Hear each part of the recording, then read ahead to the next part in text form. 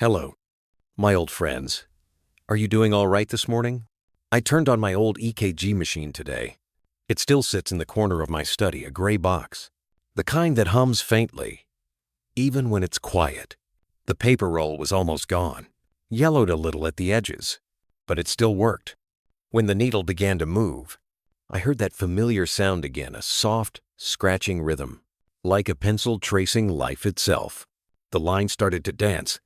Up, down, pause it, spike the story of a heartbeat, written in light. I hadn't seen that pattern in years, not since I stopped wearing the white coat, not since I traded stethoscopes for teacups and waiting rooms for long, unhurried mornings like this one. But watching those lines again, I felt something I hadn't felt in a long time. Reverence. Because if you look closely at an EKG, it isn't just electricity. It's communication.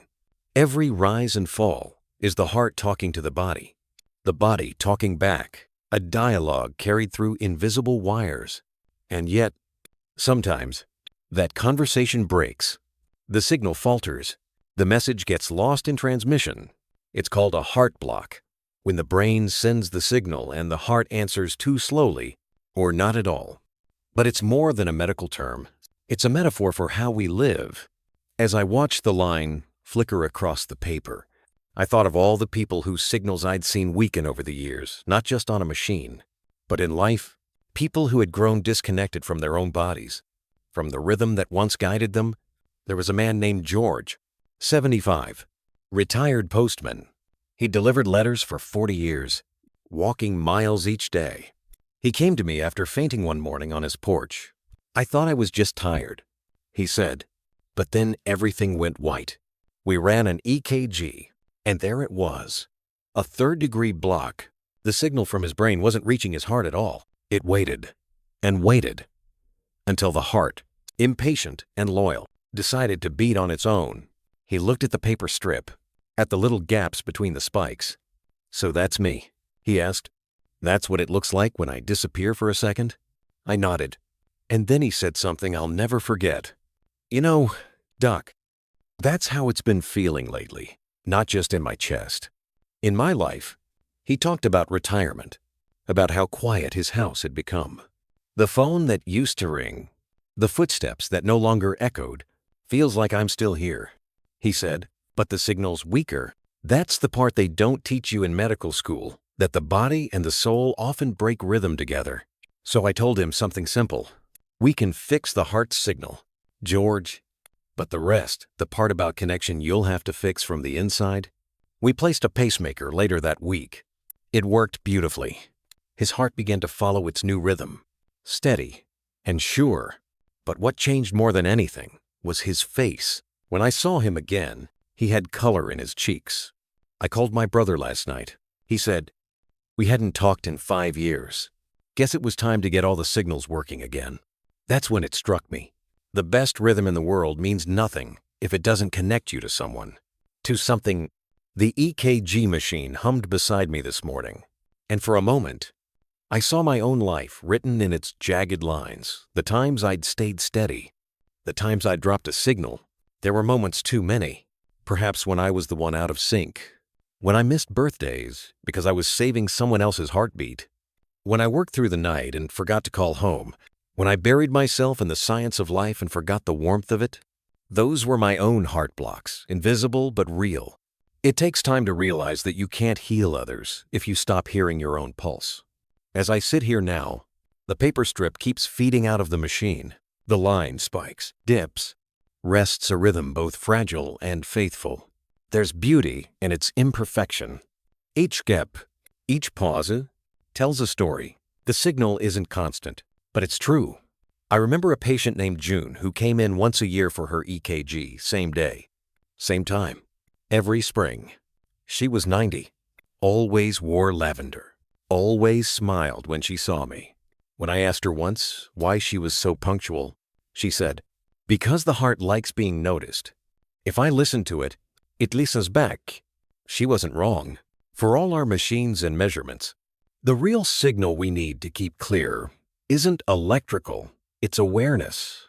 The 1%, The ones who stay healthy deep into old age. They don't wait for alarms. They check in quietly. They know the value of small rituals. Sitting still for a minute, touching their wrist, breathing in, noticing the calm. They treat it like tuning an old radio, adjusting gently until the static clears and the signal comes through. That's what I'm doing now, in my own way. Listening, adjusting. There's a faint tremor in my fingers as I tear the EKG paper from the machine. The final strip curls in my hand, like a ribbon of memory. At the top, the signal hesitates a small block, a missed beat, then recovers. It's nothing serious. I tell myself, the machine doesn't know the difference between fear and reflection, but I do, and I know this. Every clear signal is a conversation with life, a promise that the connection still holds. I roll the paper gently, set it aside, and turn off the machine. The hum fades. The silence that follows feels different, not empty, but whole. I glance at my watch. My pulse beats beneath it. Slow and even. The body, the heart, the mind still speaking to each other, still trying to understand. I pour myself another cup of tea. Watch the steam rise like a signal of its own, invisible but real. And I whisper softly, stay clear. Old friend, stay connected. Then I sit a while longer, feeling the rhythm return, knowing that even when the line wavers, it's still a sign of life, still the story of something that hasn't stopped reaching out. The afternoon light stretches long across the floor, sliding slowly toward the shelves lined with old medical journals. The EKG machine is still sitting there beside me, quiet now, like an instrument after a concert. Its work done, its song still echoing in my thoughts. Sometimes, after turning off the machines, I used to sit for a few minutes in the exam room, just to listen not to the patient, but to the silence that followed. The air always had a certain stillness after a heartbeat had been captured and traced, as if the room itself was holding its breath. That silence taught me more about people than the machines ever did, because behind every EKG strip, every spike and dip, there was a story of someone trying to keep their connection clear to themselves, to others, to life. I remember a woman named Clara, 68, retired librarian. When she first came in, her EKG was perfect every beat on time, every signal crisp. But she was pale, tired, and quiet in that way that told me something deeper was off. I'm just fading, she said softly. Not sick, just distant. We ran every test, and everything came back clean. The body was working fine. The mind, though, was somewhere else. A few weeks later, she returned. This time, her EKG showed something different. A slight delay between the brain's message and the heart's response. A first-degree block, nothing dangerous yet, but enough to make the rhythm hesitate. She stared at the paper. So even my heart's having trouble keeping up, she said, trying to smile. I told her what I'd tell any of my patients. The signal can be repaired. The body is still listening. She looked at me for a long moment before saying something I never forgot. That's the problem. Doctor, I'm not sure I am. She went on to tell me about her life after retirement, the long days alone, the quiet meals, the way time blurred together. I don't read much anymore, she said. The words don't land. The world feels muffled. It wasn't her heart that was fading. It was her connection to meaning. That day, I wrote a prescription, unlike any other I'd given. One walk each morning, one conversation each day, one memory revisited each week. When she came back 3 months later, she was carrying a book under her arm. I started volunteering at the library again, she said. Turns out my heart likes stories too.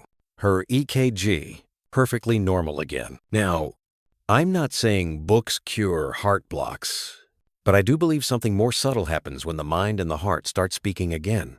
The electrical signal strengthens, the rhythm steadies. The body remembers what connection feels like. That's something I saw again and again over the years.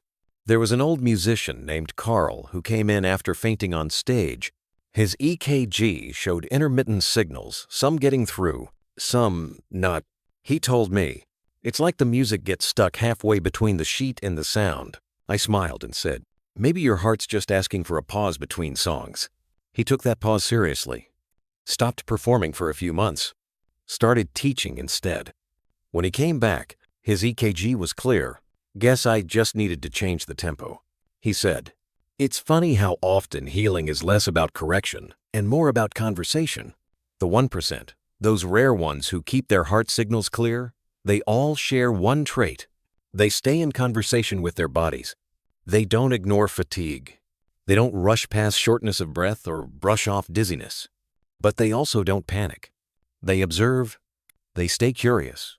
They treat each flutter, each delay, each strange silence as a message, not a threat. They know that clarity isn't constant. It's maintained. You see, the heart signals are a lot like relationships. Neglect them, and they drift. Pay attention, and they thrive. As I've grown older, I've realized that aging isn't a decay of strength. It's a fading of signal between thought and motion, between will and body. But the 1% fight that fade not with force, but with focus.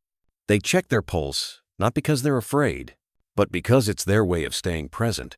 They get their EKGs done each year, not as a chore, but as a conversation with the self. Are we still in tune? They ask. Are we still connected? That's a habit I've begun to adopt too.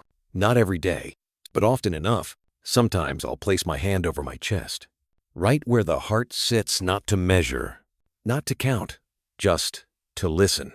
The beat feels slower these days, but it's steady. The signal takes a little longer to travel, perhaps, but it still arrives. It reminds me that the line between the brain and the heart isn't just made of nerves. It's made of attention. When you ignore your health, your stress, your emotions, you start building static. The message still tries to get through, but it's distorted. You might not notice until something falters, until the body shouts what the heart has been whispering for years.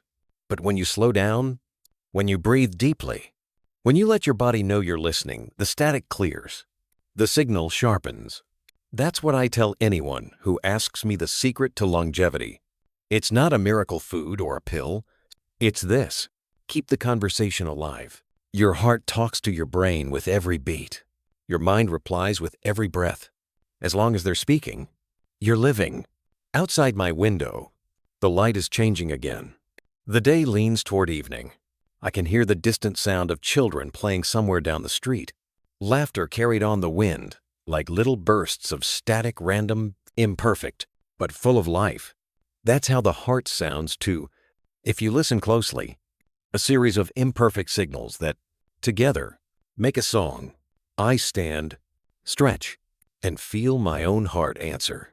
It's still clear enough, still speaking, still steady in its own way. Tomorrow, maybe I'll walk down to the clinic. Let the nurse run another EKG just for old time's sake. Not because I'm worried, because it feels good to see the conversation in ink.